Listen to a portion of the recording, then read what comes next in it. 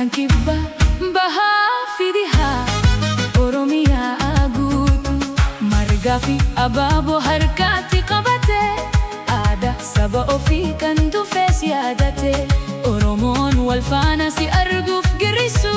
sirba aadaa ofiin yoo lafa sochoosu aduun bilisummaa waan baate fakkaate eenyumaan saba koo yoo bahu fulleetti faaya aadaa ofiin hundi ija qaqqabada alagaani sarkee abbaa gadaa nu eebbisi Oromootaaf dhaamsa dabarsi guddifachaa aadaa teenya nu tokkummaan Oromiyaa misoomsinaa abbaa gadaa nu eebbisi Oromootaaf dhaamsa dabarsi guddifachaa aadaa teenya nu tokkummaan Oromiyaa misoomsinaa.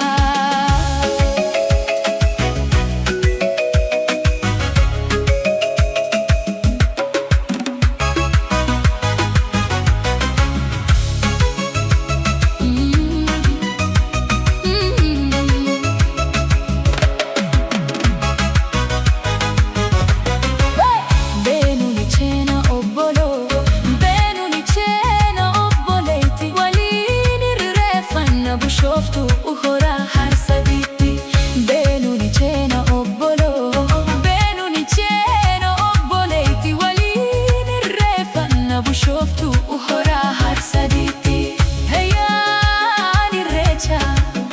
ayyaana rakkachuu siifu wal argu Oromoon wal dheebotu kan kaaba kan kibba bahaa fi dhihaa Oromiyaa